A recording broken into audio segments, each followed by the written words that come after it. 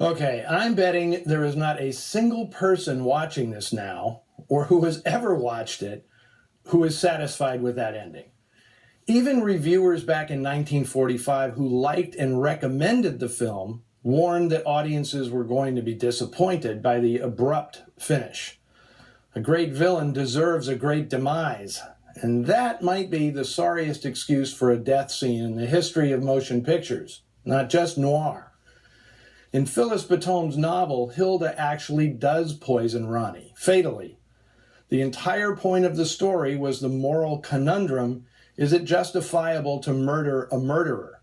That quandary was the raison d'etre of Batome's story. The only way the production code office might have allowed Hilda to kill Ronnie was if she was summarily punished herself. Those were the PCA rules. They didn't want kids to think it was okay to poison their parents if they were mean to them. Well, as I mentioned at the top, the casting of Faye Emerson proved especially problematic in that regard. Her highly publicized engagement to Elliott Roosevelt, FDR's son, presented a few silly snags during production, like her making the entire cast and crew leave the set each day to wave at Roosevelt, who used his authority as an officer in the Army Air Force to buzz the Burbank studio every day, his cute way of saying hi to his fiancée. But once Emerson was officially the president's daughter-in-law, and she was living in the White House long before Danger Signal was released, there was no way the studio could show her murdering anyone, even somebody who deserved it as much as Ronnie Mason. It's a shame that Warner Brothers executives didn't understand that movies last longer than marriages. Always have, always will. Faye Emerson divorced Elliott Roosevelt in 1950, and yet here we are, stuck with this crummy ending forever. As a side note, Emerson emerged from that 6-year union in better shape than her ex.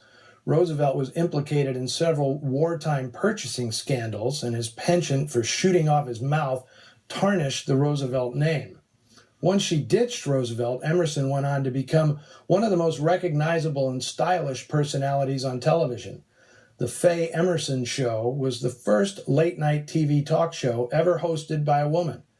And although she had pretty much abandoned Hollywood, she continued acting on stage until the early 1960s, when she retired to Europe.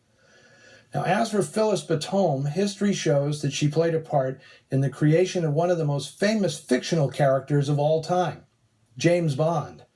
In 1924, Batome and her husband, Ernan Dennis, created an innovative school in Austria in which the curriculum was specifically designed to cure the ills of nations.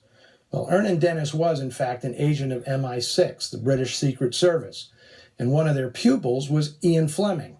It's generally believed Fleming modeled James Bond on the character of spy Mark Chalmers in Batome's 1946 espionage novel, The Lifeline. In addition to Danger Signal, Phyllis Batome had 3 other novels adapted to the movies. Private Worlds, a 1935 Paramount drama about a psychiatric hospital starring Claudette Colbert and Charles Boyer.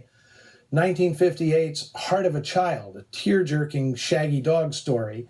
And most memorably, Frank Borzaghini's 1940 classic, The Mortal Storm, with Jimmy Stewart and Margaret Sullivan, one of the first and strongest anti-Nazi movies of its time.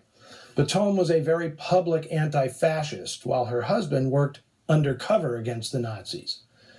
Next week, I'll be giving the Noir Alley treatment to a film very familiar to TCM viewers, Gilda, starring Rita Hayworth and Glenn Ford. You've seen it 10 times? Well, make it 11. And then check in with us on the Noir Alley Facebook page and Twitter feed to tell us what you thought of today's film. Until then, see you in the shadows.